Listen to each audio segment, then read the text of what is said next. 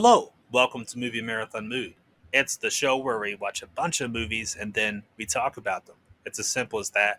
On this episode, we wrap up our Star Wars and story order marathon with the final installment of the Skywalker Saga. We're talking the Rise of Skywalker, and we're also talking our own very different opinions about the Rise of Skywalker and the divided fan base at large. We get all into it and talk about our own ranking of the Star Wars movies right here on Movie Marathon Mood. Stick around. It's an instinct. A feeling. The Force brought us together.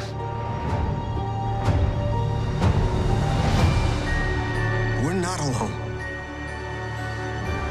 Good people will fight if we lead them.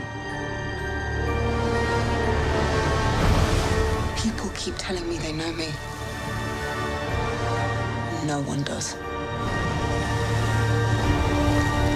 But I do.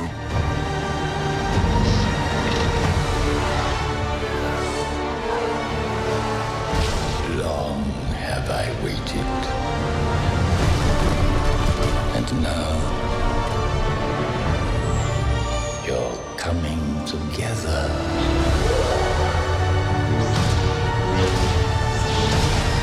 Is your undoing. What are you doing there, 3PO? Taking one last look, sir, at my friends.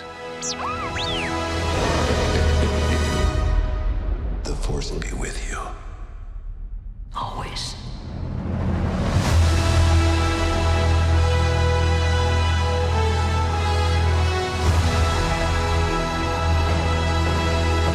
And hello again.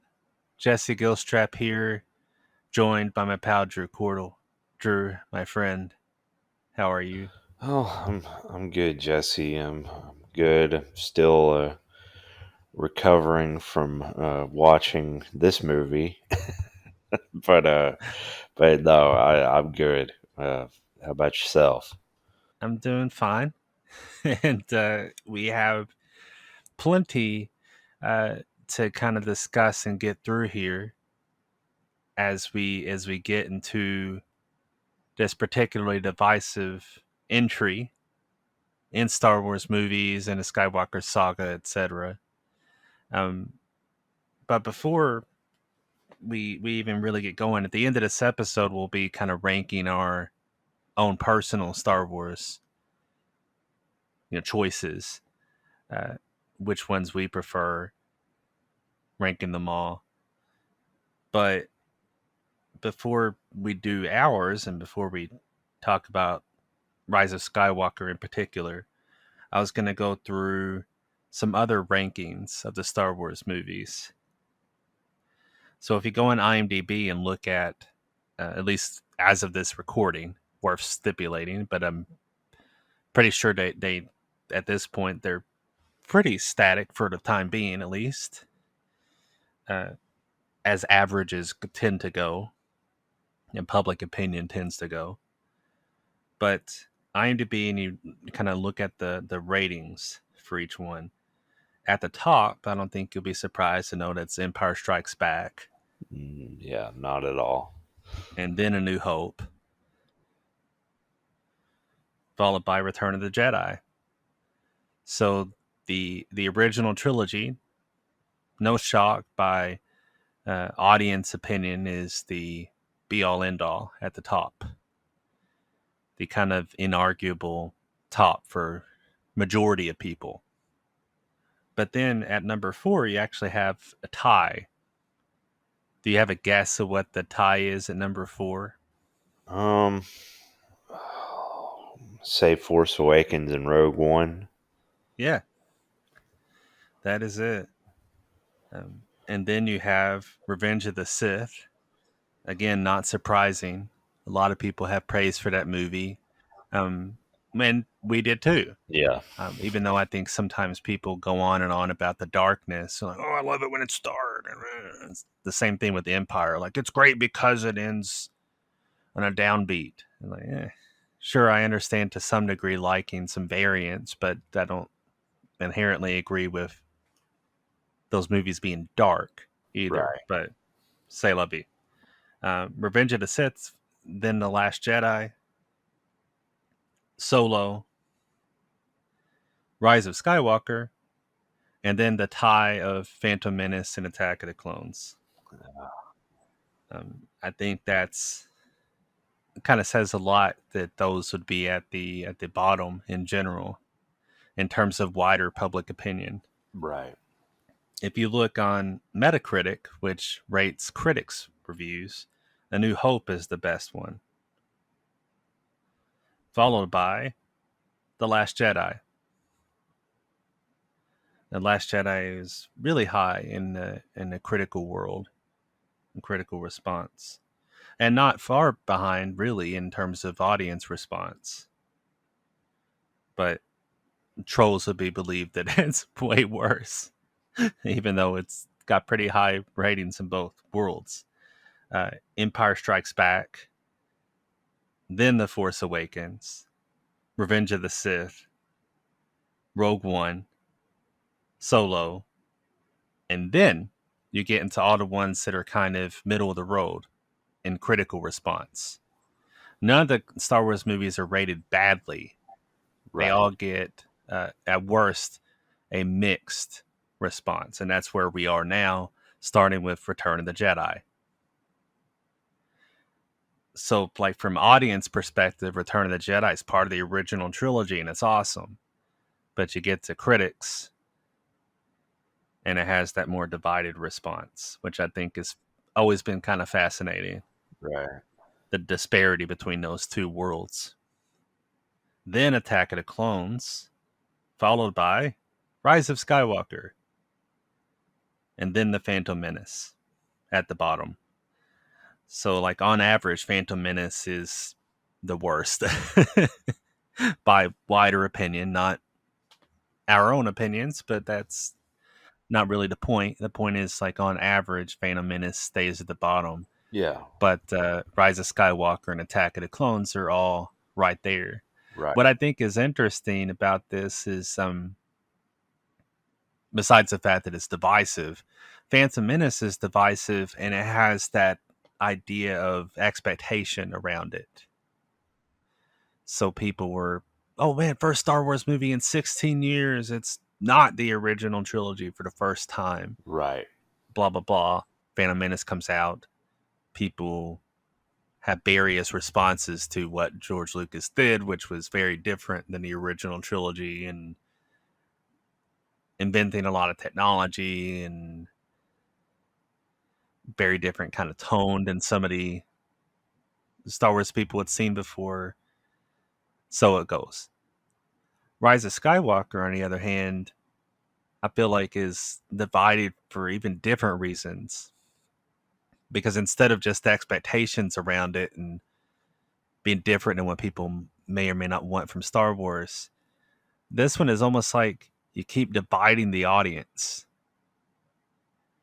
Because Force Awakens was already a movie that isn't necessarily, like, it's obviously on average a beloved movie, but it's relatively beloved, at least not far from the top, like second tier maybe, but a liked movie. And at the same time, it's not Star Wars that everybody wants. It kind of stays in a certain corner. And then Last Jedi kind of divided people in even further camps. Obviously, on average, it's really strong too in terms of people liking it. But what I mean is, obviously, it's not liked by everybody. So you have some people that are upset by what it didn't do after Force Awakens. Right. And some people that just don't like what it is for Star Wars. Rise of Skywalker comes around, and it's like a J.J. Abrams sandwich for the sequel trilogy. Like, oh, we're going to bring him back. Yeah. And he's going to bring back his sensibility. So instead of going further away or coming up with something else, like, instead of we're kind of coming back, but not completely. And it's this weird mishmash.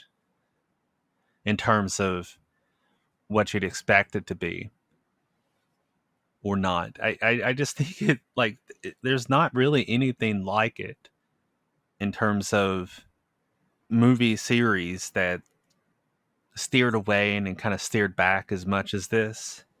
Yeah. And I can appreciate how divided some people are with it because of not just the sense of expectation, but the sense of constantly like shifting, not Right. staying with one vision. That's something you can say about the original trilogy and a prequel trilogy, is that Lucas was steering the ship Yeah. at each turn. And that doesn't mean he had it all figured out. Right. Right. He did with the prequels, obviously, much more so, but the original trilogy has a lot of changes with each movie, stuff that wasn't entirely figured out. I do think people make too big a fuss about uh, writers needing to have the ending already worked out before they start, Right. especially people that don't understand writing.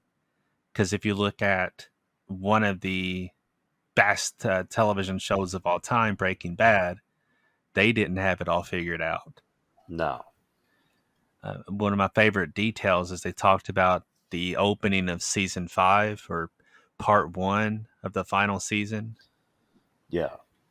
uh, as that was weirdly divvied up.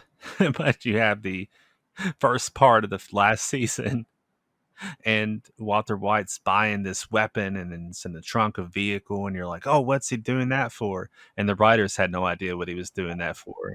Right. And they didn't answer that question until the end of part 2 of the final season. You're right. That was quite a long ways away from being figured out. And it's brilliant. And it's very well written. So I don't think you can ever argue that that's the problem inherently. But I do think going from like JJ to Ryan Johnson to JJ is kind of a recipe for people not not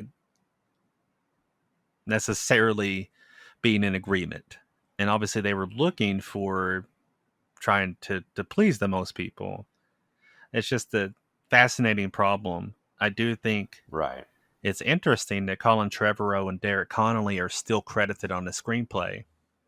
So enough of their ideas are present that per guild rules, they're still credited on the script.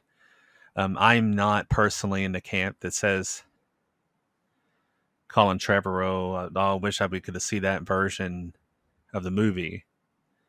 Not just because of my response to Rise of Skywalker, but I'm not a believer in regretful thinking, or like not like we can know what that would have been like, Right. to pretend like, oh yeah, that would have answered every problem. Yeah. Yeah. We can't know that. But it is obviously interesting when we look at other possible versions of things. Sort of like when people say, what if David Fincher did Star Wars? Like those thought processes are interesting. But yeah, it's obvious that this is a particularly divisive entry. Some people that really enjoy it and some that very much don't. And on top of that, the eventual script was written by Chris Terrio and J.J. Abrams. And Chris Terrio, among his credits, he's no stranger to dense, divisive movies steeped in pop culture. Batman v Superman among his credits. He's also an Oscar winner for Argo, which is obviously one of the reasons he was tagged to come on to Batman v Superman, because of the Ben Affleck connection. The weird thing is, I'm a big fan of Batman v Superman, and I'm also a fan of this movie. So there it is, up front. I'm sure that's people be like, your opinion is invalid now. turn in your movie review card if you can like either one of those movies. But there it is. Um, Whatever it is, I guess I'm a Terrio fan in some way, shape, or form, at least. There's so many little things to talk about in Rise of Skywalker. It's a shorter movie than The Last Jedi. It shouldn't be a shorter movie than The Last Jedi. Um, there is so much that gets crammed in. It is so fast paced. I still like it, but I also think, if you look at Batman v Superman, it benefited from its extended cut tremendously. And that's the same impression that I get from this movie. Like, I wish that they could have delved into some of the storylines more. I feel like if I'm going to be critical about it, then it's sort of like JJ and company, they kind of stuck with a little bit of typical Star Wars thinking, jumping you into the middle of the story, middle of the action, but also being a finale. And you kind of can't have both ways completely. You kind of have to explain some things a little bit better. But nonetheless, I do think that I like what this movie is, and I feel like I'm setting up a volley shot here for things that you might counter with and so forth. Among the specific points, I'll just go through a few specific things that I'm thinking about with this movie, and one is that I think this is Anthony Daniels' best performance as C-3PO. He's always great as C-3PO, but I think he's particularly excellent in this movie, and he actually gets a lot to do. Like, he's funny, but he's also got that range as well, the chance to kind of be reflective and a bit of heroism as well, and in general, a lot more present than I would have expected, given how much he's in the past two movies. Didn't expect that much C-3PO, but I appreciate that he's there at the same time. And when it comes to like Poe Dameron, I actually think, not that he's like a central figure, but I like the detail that's added to his story here. I might have enjoyed some of that even earlier on, really, or hints of it at least. But I like the way that they develop his storyline in this movie.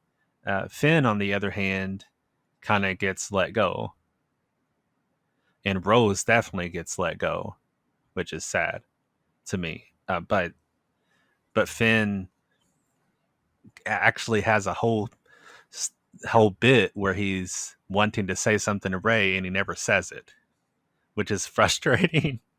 And no amount of people saying, "Oh yeah, he was going to say that he was force sensitive," changes the fact that he doesn't say it, or doesn't get some action at the end that would suggest that even stronger. Right. He could have had some sort of action beat or emotional moment, an arc in the finale that would have actually brought that out and allowed him to have a complete story. In my opinion, that doesn't ruin what Rise of Skywalker does. It's kind of like the Han Solo equation in Return of the Jedi. I don't mind that he doesn't have more to do, because it's not what the movie is explicitly. But at the same time, it is disappointing when you think about what you may or may not have expected from the beginning of the whole story. And especially if you had that amount of expectation from the Force Awakens trailers and we're thinking like, oh yeah, Finn is going to maybe be a Jedi. I wish they had done a little bit more with him, and that's also in the world of expanding the story out. I said this before, and I still say it through Rise of Skywalker, that Kylo Ren, Ben Solo, one of my favorite characters in the entire saga. And part of that is because Adam Driver is phenomenal. I mean, the ways that he echoes his dad. He has that little Harrison Ford moment right before he fights the Knights of Ren. His little nod and gesture, it's freaking fantastic. Uh, I love those little touches, and in general, just like you can see Ben Solo when he becomes Ben Solo and makes that turn. You can see it in his face. Just subtle things that are just amazing. I think Adam Driver is phenomenal, but I also just and this is another world for people to be divided on it, but I like what happens to his character in general. Just seeing that arc, it's kind of what I mean, not in a bad way, but I feel like you can kind of predict it from the beginning a little bit. If you look at his introduction to now, it's not untrue to what they kind of suggested about his character, kind of riding on that edge of light and dark. And I like that aspect of it. Ray, on the other hand, I know is much more divisive, and I get that because in a world of contradiction, or what people think is contradiction and is and isn't, like, should Ray have belonged to any family? And Last Jedi has the whole big moment where she says, what she says because Kylo prompts her that her parents are nobody. And if you believe that or don't believe that is a whole thing. It's kind of in the world of Obi-Wan saying that Darth Vader betrayed and murdered Anakin Skywalker. If you're going to play that game of contradictions in the Star Wars world, or potential contradictions, really the big question is, are we okay with Rey being a Palpatine? And I would totally understand that people aren't. It actually makes sense to me, and it also makes sense that it would tie into this, specifically the Skywalker Saga. I would like there to be other stories in the Star Wars universe, and it looks like we are going to be getting those at some point. Obviously, we have all the stuff on Disney Plus that's developing, which sounds exciting for what Star Wars could be here, but also really interested to see more stories throughout the history of the Star Wars galaxy. Right now, they're doing the High Republic storyline and other ancillary media, which I appreciate and enjoy. Going really back in time, I like the High Republic timeline, which I guess we'll be getting some early stuff in the Disney Plus shows as well, which I think is really cool. But personally, I didn't expect Rey to be a Palpatine. It was a surprising move, to say the least. But at the same time, like, Rey has had these edges, even back to Force Awakens, but a little bit. But Last Jedi she was tempted to go to the dark side on the island, and Luke is asking her, "Who are you?"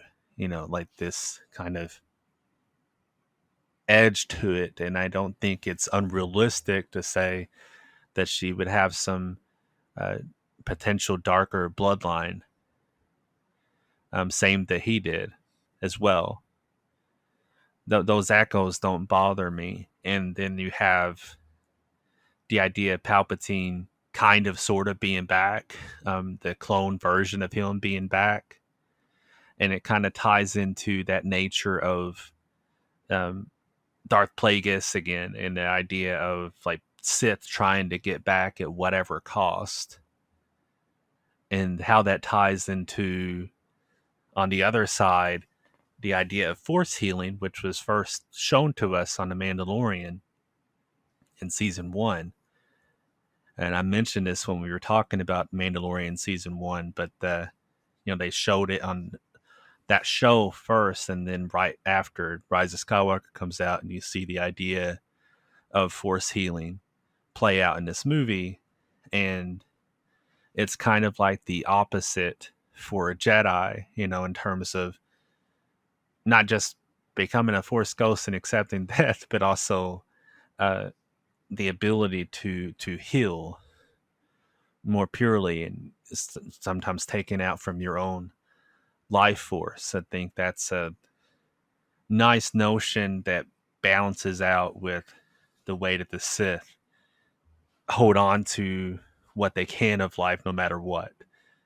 And I also still love Ian McDermott, even though um, the version of him that's in this movie is uh, obviously a lot more destroyed and withered. But he's always great to have there in his own capacity. Um, there's so much more I could say. I feel like I could go on forever breaking down just bit by bit of this movie, and it's because it's so freaking dense. There's so much stuff going on, um, so many different things to talk about. I'll turn it over to you, my friend, and see some more of your response. The balance of light and dark that is our opinions on this particular entry. Well, yeah, I don't find much redemptive about this one, so it is quite the opposite. I will say that I don't necessarily agree that this is his best movie as 3PO with Anthony Daniels, but I do think that it's like they finally understood how to use 3PO. In the Um, sequel trilogy. in the sequel trilogy, and he was all of a sudden, involved in it and very much being 3PO and had some of I'll admit, I mean, some signature moments. Uh, I mean, when he chooses to have his memory erased, it is kind of a big moment for him as a character, and but the comedy also is great with Babu Frick, and that moment later on when he's mentioned and 3P because it was the first person that he met after his memory came back. He says, "Babu Frick's my oldest friend." Uh, it's really funny. It's probably one of the funniest um, 3PO lines since the original trilogy, honestly, because I don't even necessarily think 3PO was used that well in the prequels, which I never really specifically stated, but I feel like not that he's been terrible or anything, but I just feel like 3PO hasn't been utilized as well since the original trilogy, and this was the best use of 3PO. And since I'm giving positives, I'll go ahead and say this might be my favorite of the John Williams scores on the sequel trilogy because I feel like it has a whole lot going on, and there's some really cool stuff. It seemed like he pulled out all the stops, and I feel like he did pretty good on the sequel trilogy anyway. Um, but I just like in particular like the music at the beginning, uh, with kind of the montage of Kylo just killing everybody, trying to find Palpatine. I really enjoyed that musically, and um, is this the last time that John Williams will score a Star Wars movie? It could be. Um, I don't know if they'll do another one where he'll actually step in, because I don't, so far outside of coming up with the theme for Solo, help him compose the theme, he hasn't really been too involved with the Star Wars stories, and I don't really see that changing. And time is running out because he is getting up in age, and I don't know, will they continue the Skywalker saga? I don't think so. It kind of seems like it's at a conclusion. That's what the Rise of Skywalker was built up to be, in its marketing was to be the end. I feel like even if they continue any of the characters, it won't be the same thing. Right. I agree with that for sure. Um, and it's kind of interesting too.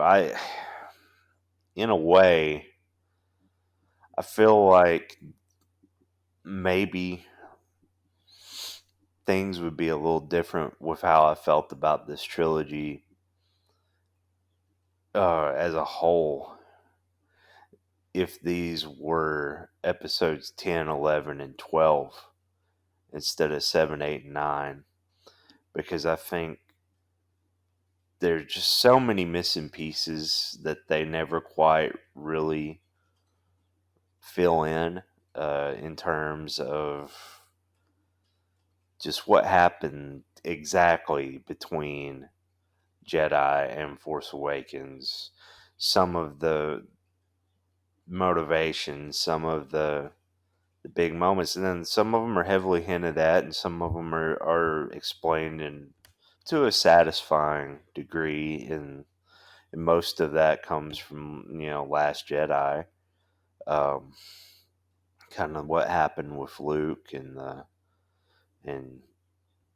and Ben, and I was assaulted by my son last time while we were talking about Last Jedi, so I didn't get to say a few things that I wanted to simply out of distraction. But um, I thought I just wanted to say I thought Mark Hamill's performance in The Last Jedi was fantastic, and I think that out of all the original actors came back, I felt like Mark Hamill definitely knocked it out of the park and gave something different to something he didn't even necessarily agree with. Because, and this is another thing where you got fans going out of context, like, oh, he says he didn't agree with it. It means he hated it. And it's like, no, that's not what that means. You know, um, I think Mark Hamill has his views of Luke Skywalker, and um, established by playing the character for a long time, and B, um, being involved to a degree with some of the things, the fan base and he didn't participate in some of the EU things, but he was very much um, in touch with the community through the late 80s, 90s, uh, before Star Wars was really back at the heart of popularity with the prequel trilogy coming out.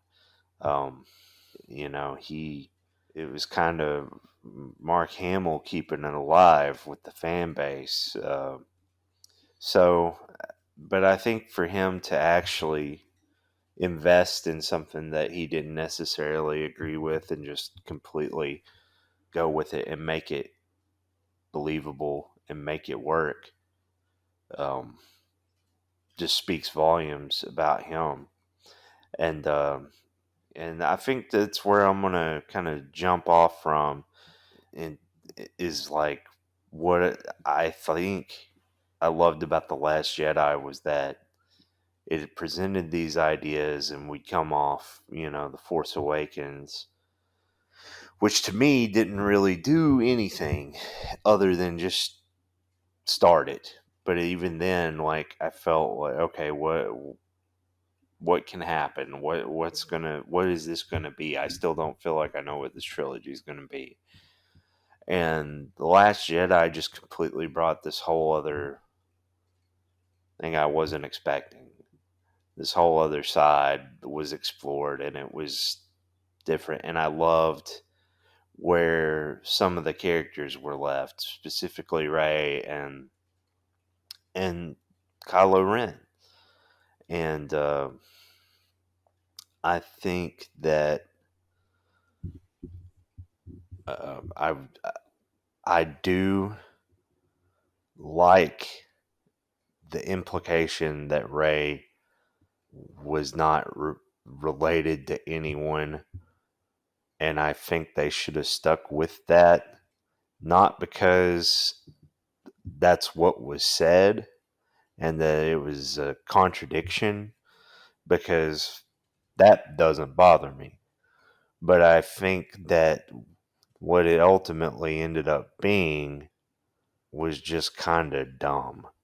And I'll I'll expound on that here in a second, because my biggest problem is something else. But I enjoyed the fact in Last Jedi that they took out Snoke, and a lot of people did not like that. A lot of people um, wanted to know who Snoke was. That was like one of the big things from Force Awakens with the fan base online, was all these theories about who Snoke was, and some of them were really bad. Most of them were.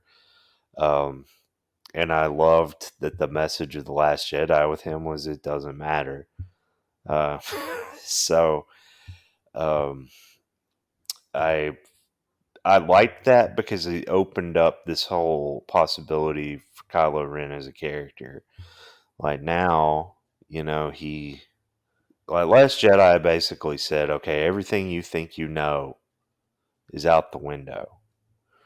Like, you know, Luke has basically, you know, realized that the things in the past, the way the Jedi are gone, but it's not until he talks to Rey that he, realizes there can be another way.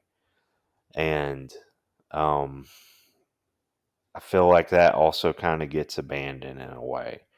Not that she doesn't do what Luke says, but I feel like the actual idea, she still ends up being like kind of a Jedi.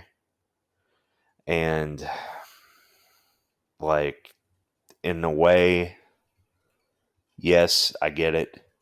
But in another way, I almost wish it would have been something different. And or at least like philosophically. Uh, my biggest problem with this movie is Palpatine. I think it is just kind of lazy for him to be back, and they never really justified it to me. Um, and my real biggest problem is this movie feels like you said, it is like completely stepping away from what was done in the previous one. And Last Jedi, I actually liked the direction it was going, and it's like they completely pulled back. It's almost like it's a whole other trilogy. Like the Last Jedi felt like it was Empire Strikes Back and Return of the Jedi, like in one movie. Uh, and Rise of Skywalker feels like it's a whole other trilogy in one movie. Because it's just so different and just steps so far away. And I feel like it's kind of reactionary to things that people didn't like about The Last Jedi, and try to make something, I guess, more satisfying uh, to a broader base, or to bring back the fans they feel like they alienated. I'm not 100% sure. And I feel like, making it the Palpatine clone plot that existed in the Dark Empire comics. I I wasn't a huge fan of that, and somehow Palpatine returned. Like the way it's built up, and the way it just kind of, the dead rise in the opening crawl. It's like, here it is, accept it. We're going on. I don't accept it, and it was never sold to me, so I never really bought into it or the stakes. I did. I mean, M. McDermott is going to do a good job, whether with anything. So it wasn't the performance, and I did feel like when it was announced that Palpatine was going to be in it, that it just kind of the fan base, like some of the people that crapped all over the Last Jedi, or you know, are like, yeah, Sheev Palpatine. First off, nobody ever calls Palpatine Sheev. Like, no one. And it's like they got on Wikipedia and saw that his full name is Sheev Palpatine, and decided to say that like real quick uh, when it was revealed. It just felt like I don't know. If it just feels like catering to the wrong crowd. And if people like it, that's one thing. If someone else is able to accept it and digs it, that's fine. To me, it didn't hit with me. And another big thing problem I have is Ray being related to Palpatine. And it's just like, why?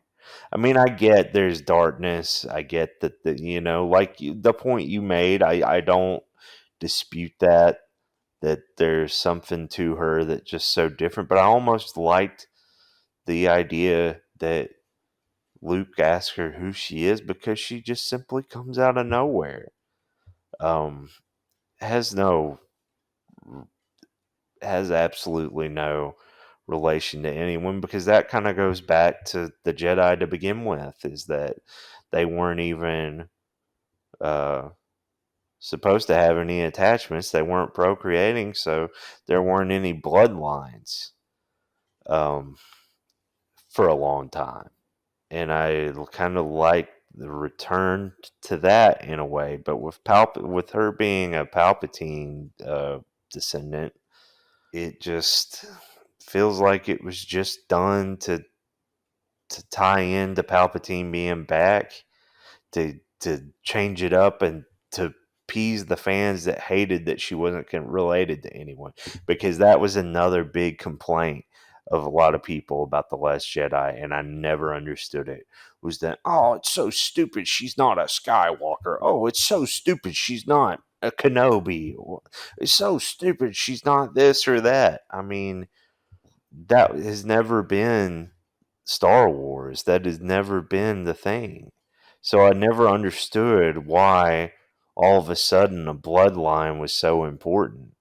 Um, it was important to Luke just because that of who his father was, but ultimately, I don't think overall that's what the story is, or that's what is the important thing about any of these Jedi. Like, who's Obi-Wan Kenobi's dad? I have no idea. Um, Probably some, random uh, merchant or something. Um, I liked the idea of her not being anyone. I loved that, and I felt like it was just catering to people that didn't like that. And I may be wrong. Maybe they thought that it was a stronger idea that Palpatine that she was a Palpatine. I don't know. You know, I just feel like it's reactionary, and I didn't really care for it. And the conclusion itself, I didn't really care for, and I thought it was a mess. Um, with her uh, communicating with, I did like the voices and everything, and we had a whole lot of like Jedi from all over the place. Not only do you have use of Ewan McGregor and Alec Guinness, which they did this in Force Awakens too. So Obi-Wan Kenobi, but you have Hayden Christensen, you have Ashley Eckstein, who's the voice of Ahsoka on Clone Wars. You got Freddie Prinze Jr., his voice of Kanan on Rebels. Frank Oz, Yoda, of course, Liam Neeson, Qui-Gon, Samuel L. Jackson, Mace. You got all those voices there connecting to her, all the Jedi, and that's a cool idea. But when she just the I am all the Sith and I am all the Jedi, it just, I don't know. I didn't. The ideas there, it just felt like a mess and felt like a way to force this big conclusion into a climax. I just didn't really feel anything for that. I don't want to steal away just for a second, only to say that I wish that they had actually shown some of the Yes. Jedi that were talking to her, and apparently they shot something. I'm not sure what that looks like or doesn't look like, but allegedly they shot something and decided to go with just the voices, and I think that was the wrong call. Yeah. I agree with that. I was thinking about saying that because I do wish that they had shown somebody or everyone, you know. I But I guess if they had shown Ashley Eckstein as Yeah. Ahsoka, that would have messed up some stuff. Yeah. Yeah. A few other things that, before I kind of throw it all out there, how I feel, uh, is that, like, I'm just not. I understand why they had to. Of course, what they have with Leia, um, is some archive footage and some deleted scenes, that they had from the previous two movies. They don't have much going because she had passed away, and I completely understand that. One of the biggest problems I had with Force Awakens is that, like, Leia had just kind of been sidelined in a big way that made a general, which I don't have any problem with Leia being a general, but it was almost like they just gave her that title to, like, oh, she's important, but she doesn't really do too much in the movie. And again, I know Carrie Fisher was not in a good place at the time.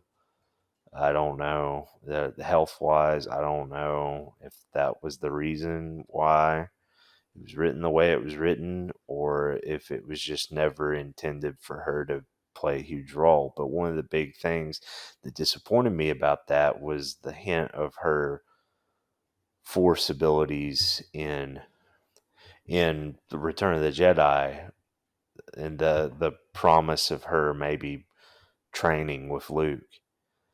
And then, I understand that she can't just all of a sudden be a Jedi Master or something. I understand that. And in Last Jedi, they actually, which another, divisive thing, with her, the way she used it in Last Jedi. But I did like that it was acknowledged, at least. Here, it is brought back and kind of retconned to a degree to show that she trained with Luke, and show that she was involved in Rey's training. But it just almost feels out of left field in a way, because we don't have a lot of that sprinkled in from the other two. And that's where I feel like if this was, episode 12, and maybe we'll never get 7, 8, and 9, I can understand a little bit more. But this is episode 7, 8, and 9. And like, I feel like we didn't get all this information, all this stuff. So it's all just kind of thrown in there. And I understand why they couldn't do a lot of stuff with Carrie Fisher, obviously, for those reasons. But I do not like all of a sudden everyone just uses the Force so hard that they die. Which I got it when Luke did it in Last Jedi. It was powerful, and it was the image of him looking at the suns at the end of Last Jedi is great. With him becoming one with the Force, I love that. I love, I love the ideas there. And to me, that was because he had disconnected for so long that when he used it the way he did, that it was just too much for his body, being so old and not having, been a part of it for so long, that it just ends up tearing at him and destroys him. That was the way I looked at it. Leia used the Force big time in Last Jedi. And here she calls out to Kylo or to Ben, and she's gone. And again, I get it, but I just don't like it. And then I do understand more when Ben does it and uses the Force healing and he loses his life. I understand it. I get the concept to save a life. It takes your own to fully heal them. But again, I just didn't care for it, and I didn't like the way that Ben's story kind of ended up. Like, not that I have a problem with him finding some sort of redemption, which I kind of assumed he would, but ultimately he just ends up like a lackey to Palpatine, which it's reluctant. He wants to take him out just like he did Snoke, but it just, I feel like the windows of opportunity that kind of were thrown in with how The Last Jedi ended, I didn't feel like it was explored in the best way. And that was another reason I wasn't crazy about Palpatine being in it. But again, I don't know. It hits everyone different ways. I feel like I was finally starting to like this trilogy, and it just went, like, backtracked everything from what that I did like and just went a completely different direction. I did like seeing Lando. Did like having Billy D. Williams back. I enjoyed seeing Dennis Lawson as Wedge, and you know Wicket, little Warwick Davis action. There were things I enjoyed to a degree. I didn't hate it. I don't think it's the worst thing I've ever seen by any means. But I do think it's a big mess, and I think it's easily my least favorite Star Wars movie. And I think it just kind of some of the complaints that I had about Force Awakens were kind of amplified with this one, and turned up to 11. And like, I've kind of been able to, some things about Force Awakens have kind of grown on me, and I think I actually liked this less than I did the first time I saw it. And I didn't really care for it the first time I saw it. So, if anything, this one's just probably not going to grow on me at all. And it's also the only Star Wars movie that I have not seen in a theater. because for whatever reason, circumstances, I didn't end up going to see it, and so it'll ever forever have that asterisk by it for me that it was the only one I haven't seen in a theater. And if it gets re-released, I don't think I will. I don't think that'll change. So um, yeah, it'll forever have that mark on it for me. And so I fall on it. I'm not going to give it some ridiculous, rating, give it an F or a D or anything, because like I said, there's enough in there to kind of entertain me, and there's enough like you said, it's short and the pacing is pretty fast. It's too fast. There's too much going on, but at least it doesn't meander for what I didn't care for.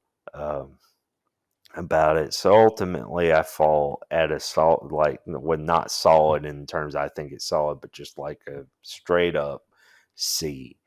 Um, this is far below par for me of what I think Star Wars is and should be, but it's far from the worst movie I've ever seen.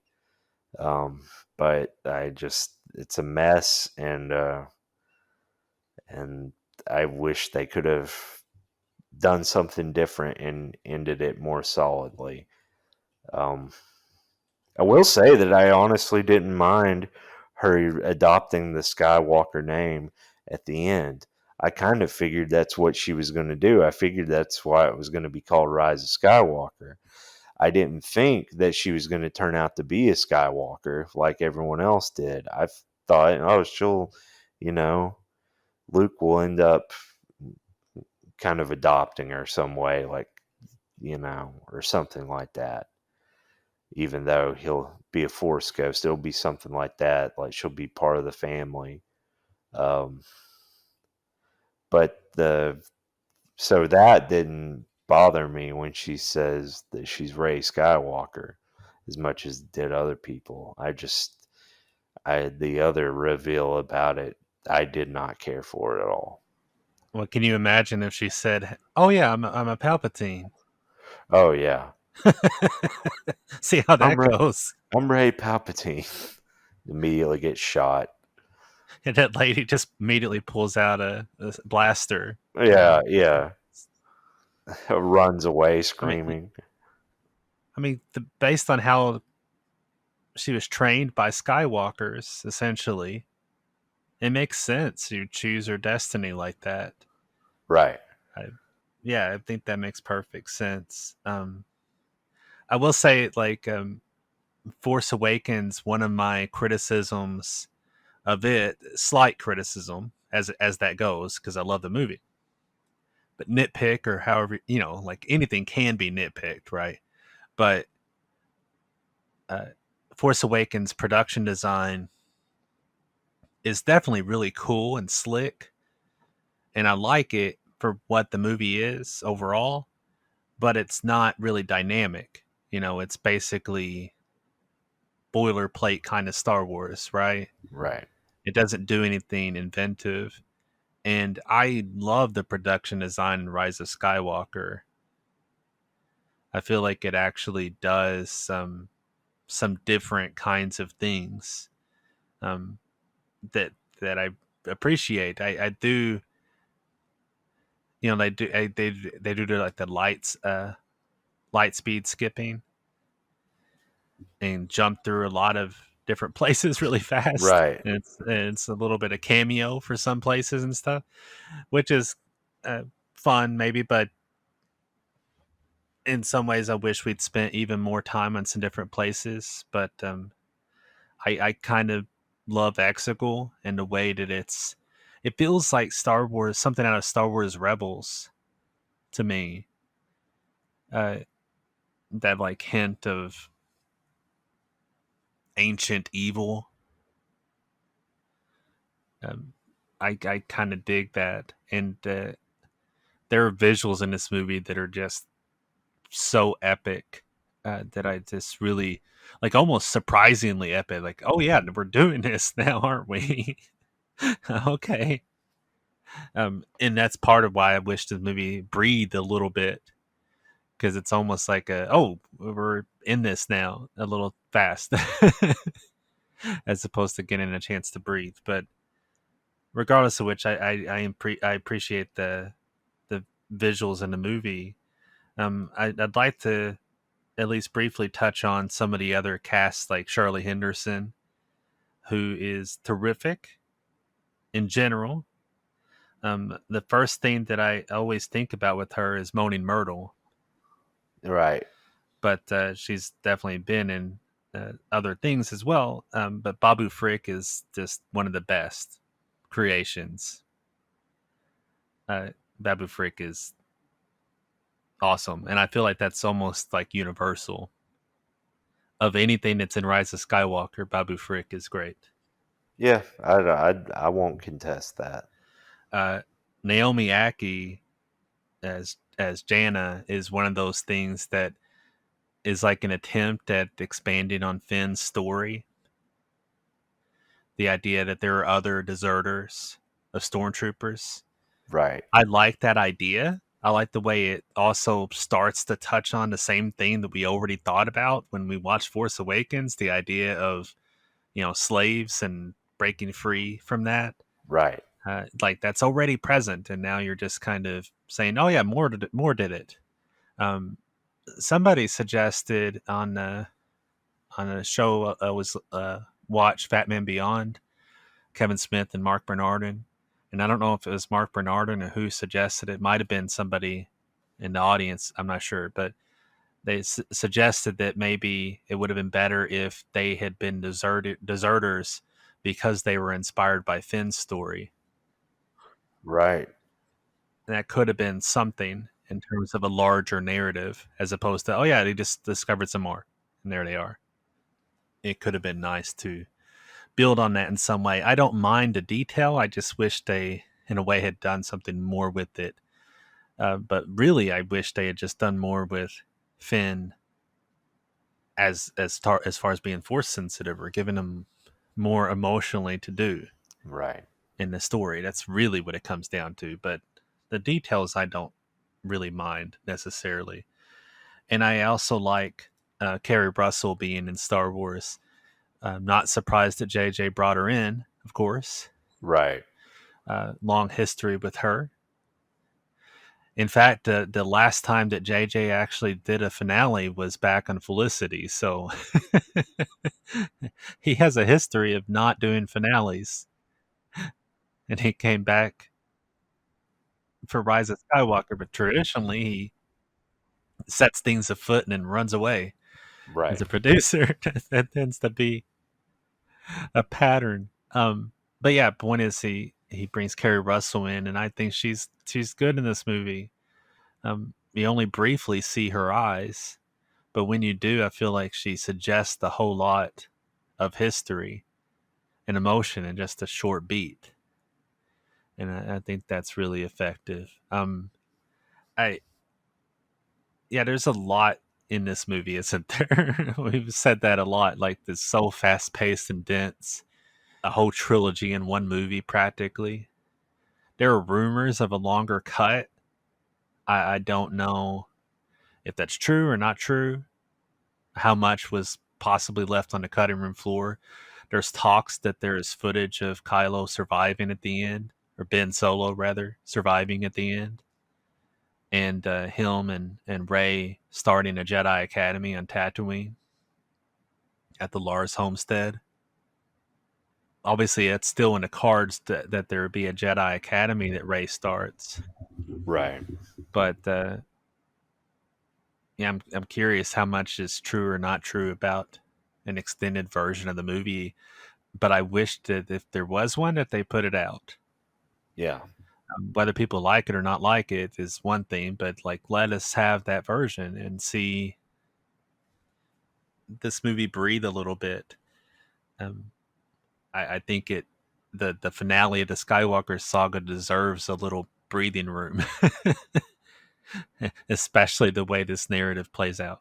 Um, there's a lot happening here that is clearly very divisive. I can nitpick and criticize. I still ultimately give the movie a solid A because what works for me really works, and it's the center of the movie for me, which is the Rey and Ben Solo storyline that for me worked and connected, which is the thing that you were talking about back in Force Awakens. Like if you don't connect with the characters, then that's not going to click with Right. why are you invested? You're not invested in the story. Uh, it's going to go a long way. It's the same thing for a lot of people in the prequels where it left them cold Yeah. and they didn't connect with the characters in that storyline. Um, I think already just looking at the ratings from IMDb and critics on Metacritic, just looking at those rankings, you already see different movies being in different. It's all over the place, and some of them are in similar positions. Yeah. Some of them are very far apart. Rise of Skywalker is at the bottom on both. Return of the Jedi is both at the bottom and the top, depending on who you talk to. Um, Right. really kind of fascinating to me. The way that the fan base has been divided, but I think it's a lot more has been made about Star Wars being over than is actually true, considering the Mandalorian has been such a wider success story. Right. And people got excited when they announced all the other different series too. Like, yeah, this thing is far from over. And plus, Rise of Skywalker was still a gigantic hit. And I'm not trying to say that money makes movies okay. I've seen plenty of garbage movies make lots of money. My point is that it's not dead. That's my Right. When I bring that up, my point is that the interest is still present. But if you compare Rise of Skywalker to um, even previous Star Wars entries to a certain degree, it's like, yeah, it's not as big as some of the others. It's not the biggest movie of all time. And you compare it to Avengers Endgame in the same year, and yeah, it's not going to compare in terms of being as big a movie or hitting the same level of cultural impact at that moment in time. It's still in the top 20 domestic.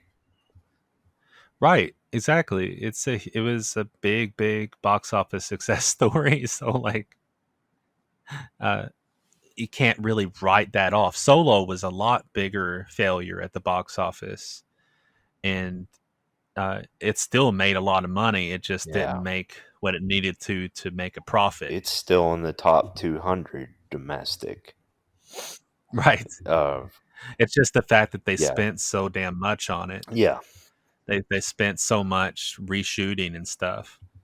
Every Star Wars movie, except with the exception of the animated Clone Wars movie, which we did not review No. for that reason and for other reasons because it's not good. But And no, it's that practically a part of the TV show too. It's really right. just the first 3 episodes Yeah, packaged as a movie. it's basically a pilot, a cinematic pilot. And a bad one. Yeah, but um, but every single other theatrical Star Wars release is in the top 200 U.S. domestic, and most of them are in the top 50. I think Solo is the only one not, Right. and but it's still in the top 200. And Rogue One was a surprise that it made as much as it did. People didn't think that ancillary story was going to hit as hard as it did. No, and it was huge, um, very very big. Made just a little under what Last Jedi made. Yeah. But I think it was a given. None of them were going to make as much money as The Force Awakens because when you when you have that much hype, it's like none of the other prequels made as much money as Phantom Menace. because when you have that much hype riding on it, that first entry, it's going to be huge. And, you know, reactions and response to it aside, those opening weekends for Star Wars are that that's where it is, and that's where it's going to go. But yeah, it's been interesting to see, you know, our different views on it and how we can actually like peacefully and not upsetting, because like said things I didn't agree with at all, but my blood pressure didn't go up. It's your opinion and you feel that way, and there's nothing wrong with that, and there's nothing wrong with what you said. That's the way subjective opinion works. We don't have to agree with each other for that to Right, be okay. right. Yeah, yeah, That being said, your ideas are stupid. I'm just kidding. yeah. Oh, well, I know. I mean, I feel like I've said this way too much on the show, but like that's the nature of subjective opinion. Like it's okay Yeah, to have your own perspective, your own approach to dissecting art or right, dissecting stories, responding in the way that you would respond based on other stories you've consumed, based on your own life experiences. There are so many things that go into makeup of an individual, right, and that's going to affect the way that you respond to a story or don't. That's okay. um, Speaking of different responses, I was just going to say this about Rise of Skywalker specifically, that my personal opinion is that J.J. Abrams wasn't wanting to contradict anything so much as he has a different approach to Star Wars than Rian Johnson, and B, he likes to please everybody. I think he tried to do a little of everything. That's my impression. Um, which doesn't always work. It's kind of the reason that they got J.J. Abrams for Force Awakens to begin with is because not that I dislike Abrams. We talked about our complicated. I mean, I mostly like Abrams, but I've not liked everything he's done. right. But he's a safer pick. He's a safer choice, and that sometimes studios do that. And obviously, they felt like the franchise needed to be protected a little bit, especially after Carrie Fisher passed away. And they were trying to figure out how to make that work. And the way they made it work is the best that they could with what they had, um, which is very little. I don't think it's bad. I just don't think it's nearly as seamless as Abrams made it sound like before the movie came out. Right. Um, but anyway, neither here nor there. I guess it's time we could do a little ranking of the Star Wars movie saga. Um, and we could go either way in terms of best to worst or worst to best. Well, let's just go from the bottom up. Okay. Uh, Do you want to go 1-1? Like I say one, you say one? sure, we can do it like that. So my bottom is Attack of the Clones, and I didn't even give it a bad grade. I gave it a B. Right. So my bottom is a B, but Attack of the Clones is easily my least favorite. All right. Well, I see your Attack of the Clones and raise you Rise of Skywalker. Uh, Definitely my least favorite. Yeah. And that's kind of interesting in a way, too. Like, our least favorites are on both of our sides are obvious. Right. After that, and this is where it starts to get a little pickier in general, because I have several that I've given an A- to. I feel like my next one is actually going to be Rogue One, and I like Rogue One. Right, right. My next one's going to be Attack of the Clones. So it's not that it was that far from the bottom. Right. Um, and still, I liked it too. Um, had my problems with it, but uh, definitely still liked it. There's plenty of stuff to enjoy in it, for sure. And like I said with Rogue One, it's a movie that I enjoy a great deal, but I enjoy its third act more than I do the first two. I feel like it's a little messy in the going, but the ending is incredible. The ending's incredible, and the characters are terrific overall. But yeah, Right, after that, I'd go with Solo. right. I'm going with Force Awakens. Uh, kind Not a of big surprise. Yeah. right. Solo, obviously, I like it. I mean, I feel like I can say this for all of them, but Solo is a really terrific movie, but not as roundly perfect as some of the others. It brings me to my next pick, which is also one that I rate at an A minus, but that's Phantom Menace. I just feel like of the ones that I give an A minus, the Phantom Menace takes the cake. Well, I also am at the point to name off Phantom Menace. Right at the same point. Yeah. Right. Yeah, I feel like it's basically right there in the middle of Star Wars movies. It's Yeah. got a lot that we both love about it. Obviously, we talked about it for a good long while. Right. Um, has its problems, but it's still a really terrific movie in a lot of ways. My next one would be Rise of Skywalker. Uh, my next is Solo. So comes in a tick higher than you, and the Rise of Skywalker for you definitely comes in a few ticks ahead of mine. So yeah, Higher than a lot of people's. Like I said, we put up or mentioned the IMDb rankings and critical rankings, and it's at the bottom. So obviously, yeah, it's definitely higher for me. It rose a little higher for me than it did for some people. Revenge of the Sith.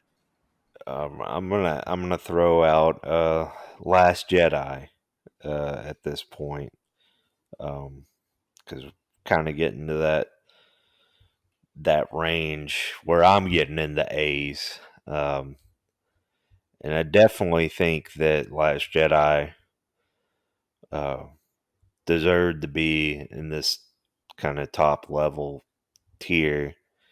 I do think ultimately, I fall a little harsher on the sequels than some people do, but I also am not as harsh on it as some other people. But I do enjoy Last Jedi a lot. Here's where it gets even more difficult for me because everything else after this to me is an A plus. So it's like I'm really it does and does. I mean, it definitely doesn't matter, but it becomes really difficult to choose um, how I would rank these particularly. Um, but yeah, I'm gonna say uh, crud. I'm doubting myself so much. Force Awakens would be the bottom of my A pluses, so it's right after Revenge of the Sith. All right. Revenge of the Sith for me, episode 3. Empire Strikes Back. After Revenge of the Sith, I would throw in Rogue One, My next pick, Star Wars, aka Star Wars Episode 4: A New Hope. then Return of the Jedi. I guess we're in the top two at this point. I'd do Return of the Jedi at number 2.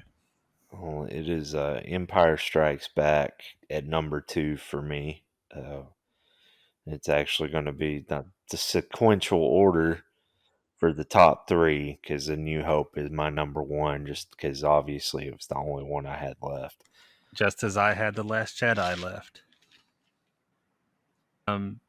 Yeah, Force Awakens I give an A+ to, but it doesn't exist on quite the same, I've said this before too, but no matter what rating system you come up with, there's going to be minutia even within every single individual rating. Right. And I love Force Awakens, but I don't love it as quite as much as I love the other ones. I would give an A+ to. Right. So yeah, it sits right below the original trilogy and Last Jedi for me. What I think is, interesting about like our list is that in general they're not that crazy different, Right. even though they are in some other Yeah. ways. But in general, I think for what parts we disagree on, there's a lot of commonality. Yeah. And at the same time, it's different than the critical and audience ratings overall. Right. But even if you start talking to individual people, you get all kinds of different opinions. And sometimes I think that falls into groupthink. Yeah. Like there used to be the prequels suck mentality, but now that there's more other Star Wars that can take that role, some people are saying, no, the prequels aren't so bad. But sometimes you have to force people to sit back and actually watch it and give their own critical evaluation. Right. And it might differ. It might actually differ for them. I think that's often something that happens for people. Like, no, wait a second, sit down and watch it, and then tell me what you think. Right. uh, yeah, you have to allow for that. Which reminds me of something very random that is kind of a tease, but maybe not. For October, I want to talk about the Scream series because Scream the first movie turns 25 this year. Yeah. And that's a movie that I've always said, like, I love that movie, but over time, like, I distance myself from it and saying, oh, but it's not really, it can't be that great though, can it? And then I watch it and I fall for it all over again. And now I finally had to happen enough times that I'm just resigned to saying I love it. Yeah. I've realized that whatever pretentious mindset or whatever has kept me from saying it's great has kind of went out by the wayside. And I guess part of that's age and part of that's just familiarity with the movie. But I think that happens with a lot of people's opinions in general. Have to learn to think for yourself. But I overall, I think the Star Wars saga is just utterly fantastic. I like watching it in story order. I hope you enjoyed watching it in story order. Yeah. Yeah. I did. And it's always fun to visit a galaxy far, far away. Indeed. But it's been a pleasure watching the Star Wars saga with you, my friend. Indeed. May the Force be with you. And with you as well. And may the Force be with all of you out there. Thanks for tuning in to Movie Marathon Mood.